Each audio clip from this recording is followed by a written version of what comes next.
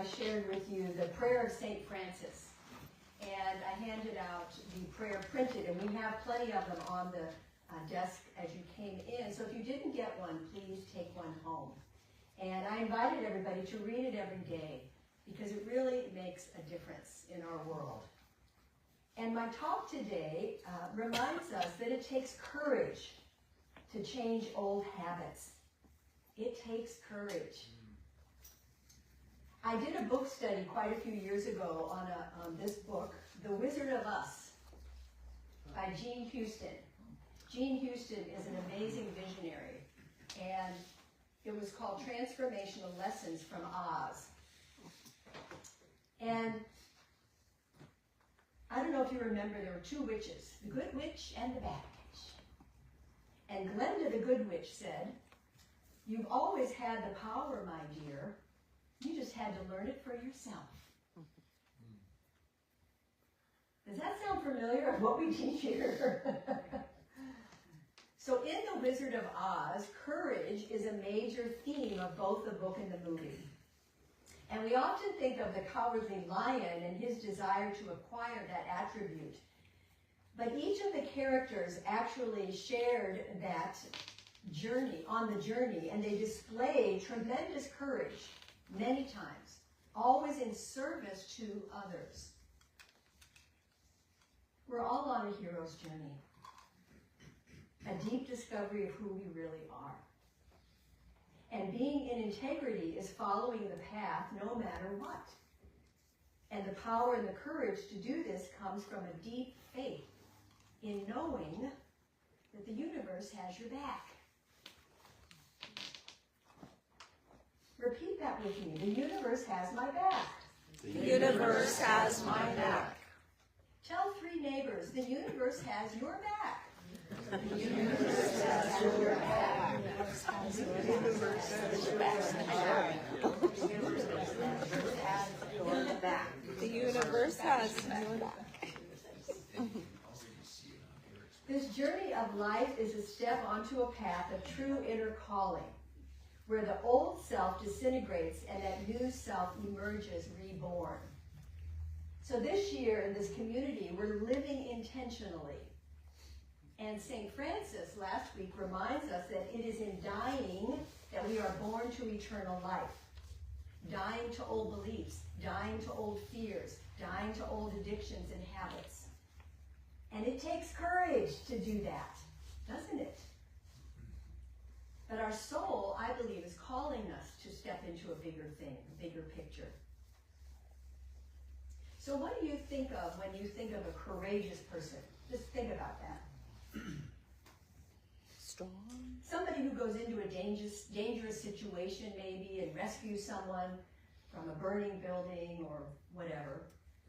And those stories of courage have the ability to inspire us to live in an expanded way, don't they? And these stories may be true, but remember all the times you were courageous in making a decision, in leaving a relationship, in speaking up, in stepping into a new relationship, in forgiving someone, or it takes courage to follow your dream.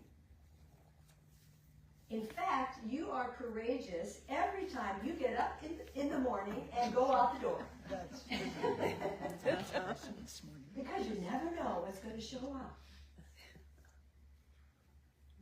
So what are your fears, and where do you tend to limit yourself? Just contemplate that for a moment. Are you afraid of making a wrong decision, of standing out, of not being good enough? What are those limiting beliefs that keep you from stepping into your bigger, courageous self? Take a breath, because you know what they are. And often, I think we refuse our soul's call because we do fear the risk or uncertainty of what it means. But then, we have courage and we cross that threshold anyway. And then there's an energy that helps to move us forward. Have you ever noticed that? I know you have. need a mentor or a wise person who's been there before and is willing to guide us and support us. That's why I love teaching classes here, especially that foundations class, because boy, does that set the stage for something to transform in your life. When you understand the principles, they're just universal principles. Because, in case you didn't know it, challenges in life are inevitable. But as I've said many times, we can use them as stumbling blocks or stepping stones. Very good, students. In the Bible it says, be strong and of good courage. Fear not, nor be afraid of them. For the Lord thy God, it is that doth go with thee. He will not fail thee nor forsake thee. I don't know about you, but I remember I used to not want to ask for help. I can do this. I've got this. I'm okay. I know none of you ever have been there. So I learned from one of my teachers, HELP, as an acronym. Hello, eternal, loving presence. HELP. Hello, eternal, loving presence. So when I need support or help, I call to the divine, to the greater good, to the universal love and light. So imagine what you could do if you knew without a doubt that you were enough, you had enough, everything was enough. What would your life look like? Imagine that. If you knew that you were enough, you had enough, everything was enough. It takes courage to be authentically ourselves in this world and to express our innermost values.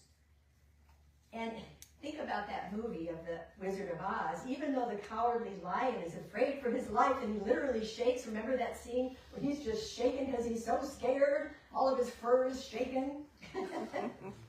But he goes on.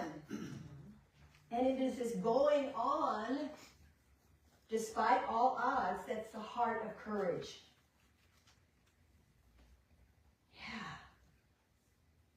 And the word courage, as you probably know, derives from the French corps, meaning heart. And one could say that courage is a matter of heart.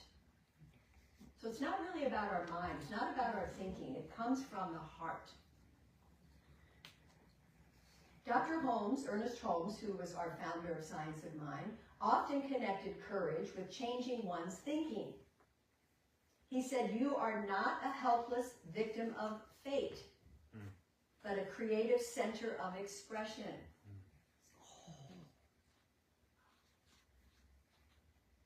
Some of us love drama. And that's okay if that serves you. Oh, bless our hearts. He taught that courage comes from recognizing your spiritual authority and choosing your thoughts deliberately. I mean, that's the whole teaching right there.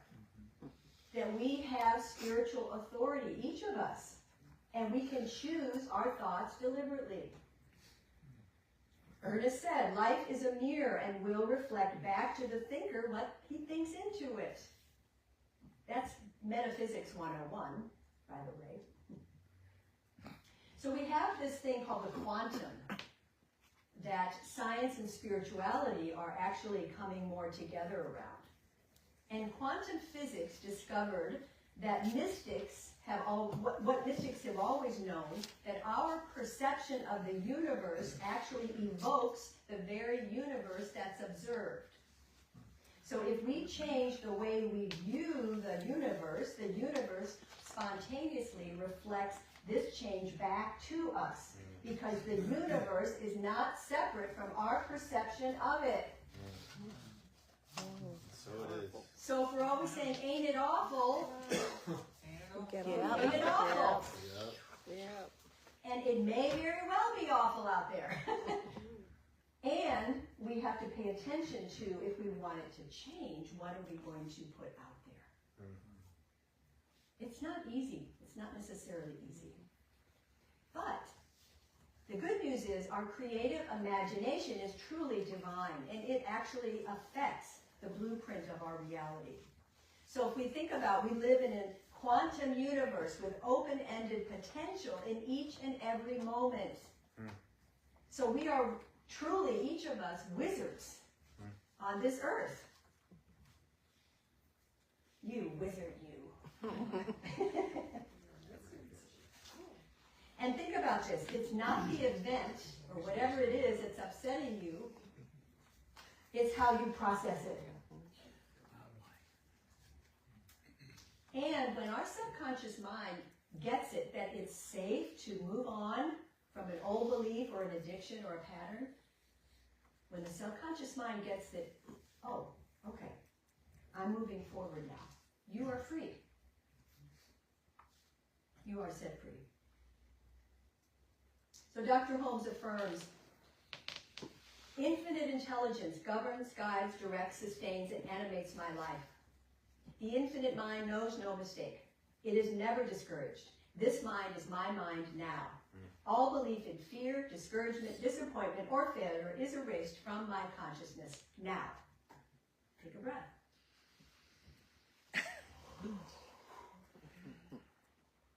He often said, Dr. Holmes often said, it's like just taking an eraser. If it was just that simple, but we make it so complicated.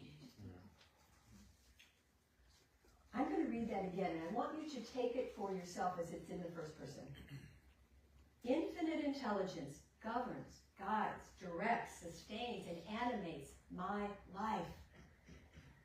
The infinite mind knows no mistake. It is never discouraged. This mind is my mind now. All belief in fear, discouragement, disappointment, or failure is erased from my consciousness right now. And so it is. That's a big seed to plant. I just noticed the word discouragement. It's got the word courage in there. So I invite you to just close your eyes for a moment. Take a breath with me. And I'd like us to just think about, for a moment, a challenging time in the past that you overcame, that you showed courage. You may not have even been aware that you were courageous, but just bring to mind when you had something that was challenging, but you overcame it. You felt faith in the greater good. You had strength and power. And really feel the feeling of that courage, that memory of it for a moment. Wow, I got through that pretty darn good. Good for me. And just amplify those feelings that you did that. Yay. Once that situation was resolved. Just bring those feelings back to your awareness. Use your imagination if you have to. Make it up. And flood your whole being with courage. What does that feel like? That courage, that power, that strength. Yeah, you did great. Now, bring to mind a challenge or an issue you might be facing right now in your life. Could be a health issue, a financial concern, a relationship challenge. Just pick something. And I want you to see it directly in front of you as the problem. So stay with me. So see it in front of you as the problem.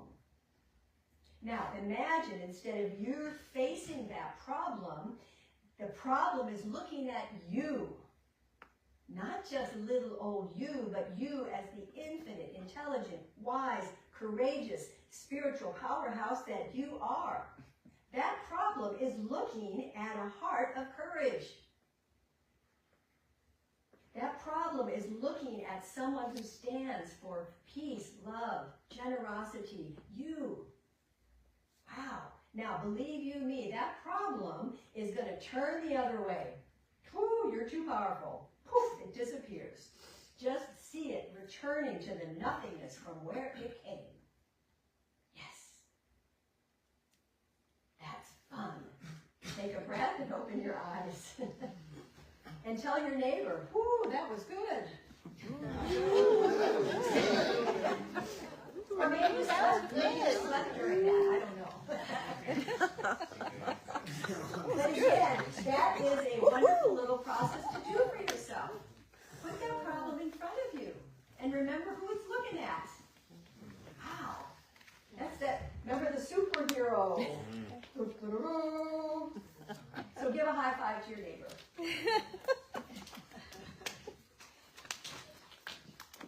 Because I know some of you in our community are having some challenges.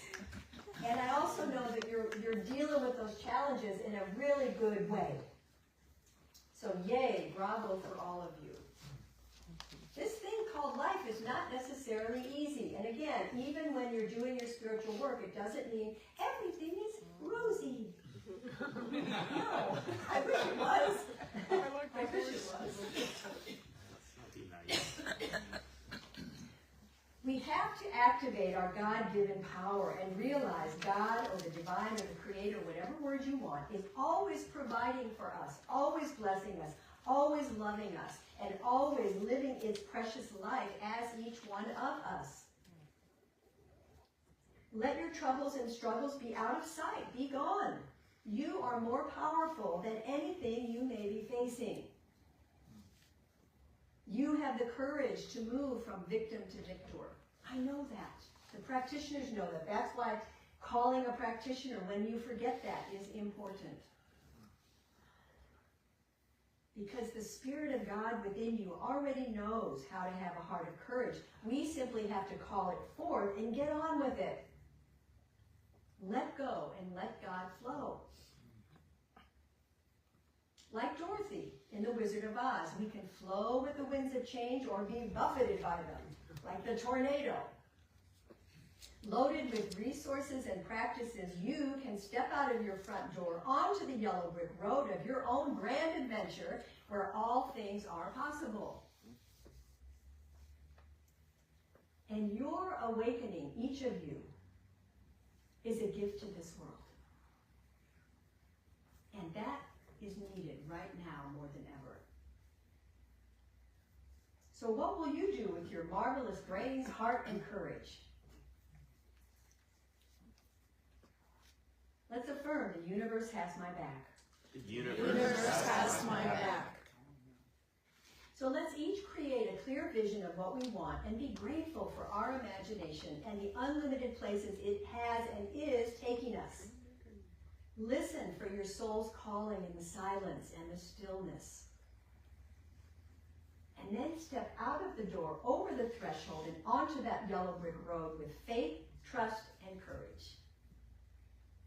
Each day, oh my gosh, each day, wake up and thank God for your blessed life. And then be willing to cooperate with the universe and create a new dance with life. Just like in The Wizard of Oz, dare to enter into the inner sanctuary of your own power. Walk past all the smoke and mirrors and pull that curtain back and see who's really pulling those controls. You are. You are creating it all. I'm creating it all, my own life. I'm on my own hero's journey. You know what, I have to say, I am a different person than I was 10 years ago, 2 years ago, even 3 days ago. How about you? Remember, there's no place like home. There's no place like home. I should have worn my red slippers. There's no place like home. And where is home? It's in our center. It's in our God-given nature, God-given nature, our heart, our divine potential. You know, I was thinking about garbage trucks the other day. And how they roll into our neighborhood. And they pick up the trash, they just grab a handle, and they dump everything out with ease. It only takes a little bit of courage to remove a ton of stress. And the only courage you need is to be brave enough to change your thought, change your attention, and keep it changed. Are you brave enough to do that? Yes. Change the worry to peace? Yes. Change the anger to calm? Change the negative to positive? Change the never to now. Now. Because courage puts us in a whole new range of motion. And when we're in that range of motion, we will speak our truth with ease and will feel like the real magnificent divine self you are. Are you in? I'm in. Say, I'm in. I'm in. I'm really in. I'm really in. I'm really in. All right, so I'm going to close with a prayer by Ernest Holmes, so I invite you to take a breath again. This is read in the first person, short little affirmation. Thinking straight, I walk in peace today to my selected good. I am pushed from behind by spirit, even as I am led forward by true guidance. I walk in faith, I have courage, for I know my divine self will never fail me. Ahead of me is the royal road to good living based on spirit and motivated by love. This is the day of progress. This is the day of my demonstration. I walk in the dream of accomplishment, and my dream becomes a fact. And so it is. Yes.